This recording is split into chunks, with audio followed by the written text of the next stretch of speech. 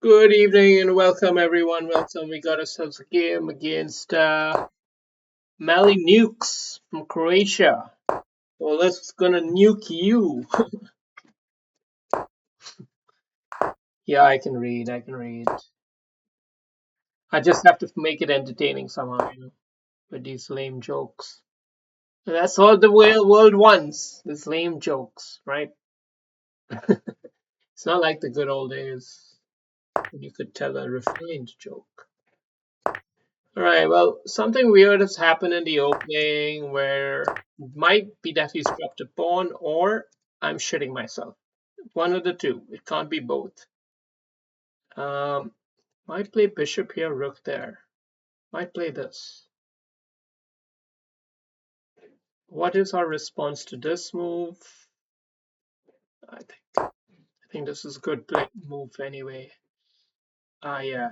Now he gets to come in. That's right.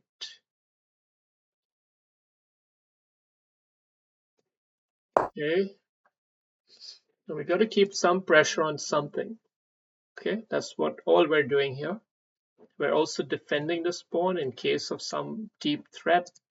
But the main threat for him is definitely got to be knight here, right? And our only reasonable response, I believe, is rook here.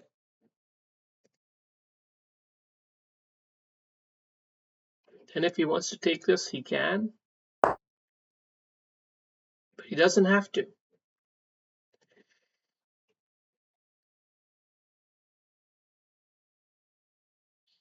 Okay, the knight here is serving a dual purpose. If he starts to put pressure on these pawns, then we're gonna have to defend with the knight back. So that's part of the purpose.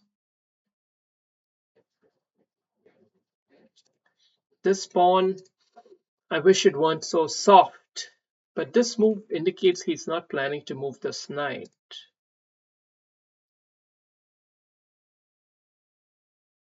What could he be planning?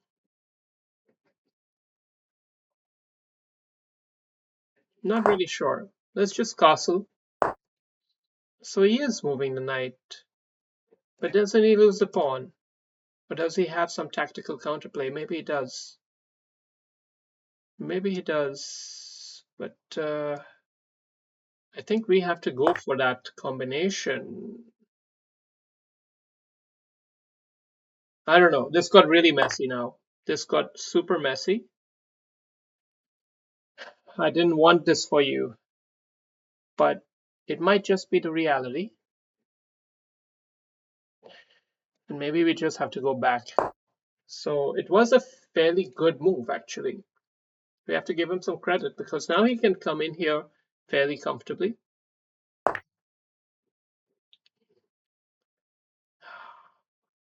We've got to kill this so that we don't go even worse. It was so lucky that we survived with this move because if we just kill back the knight here and he forks, he'll win the bishop.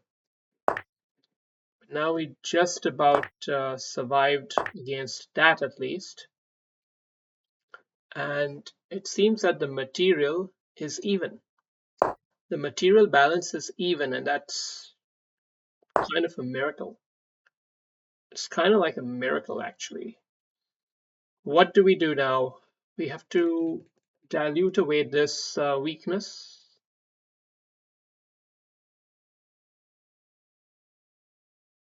But we also have another weakness here, so not super clear, but I think we'll just trade off rooks. And buys our bishop time to come here, perhaps. And okay, takes away that. Now I have to be very deliberate with this next moves. I guess here. Let's do it here actually first. Then here. So now his only entry is through the light squared bishop all the way there. But that's not going to happen so easy. So instead, we're just going to ask him this question now. Now is the big question time. Where are you going to go? So he goes forward, that means we break this open. This is our only so-called weakness, is this isolated pawn. So anytime you can liquidate that off the board, great for you. Let's take it off. Just take it off completely. Now, I have to also factor in the other side of the board here. It's gotten a little bit nervy.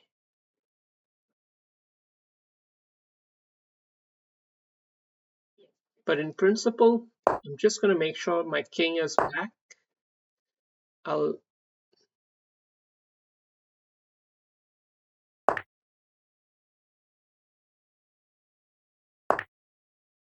Okay, I'll keep the king here now. And play the bishop here. Play the other bishop here first. He's got a nice check he could play. Let's just offer trades. We're the ones who are low on time. Okay, let's go with this line actually. Now we could win a pawn in theory.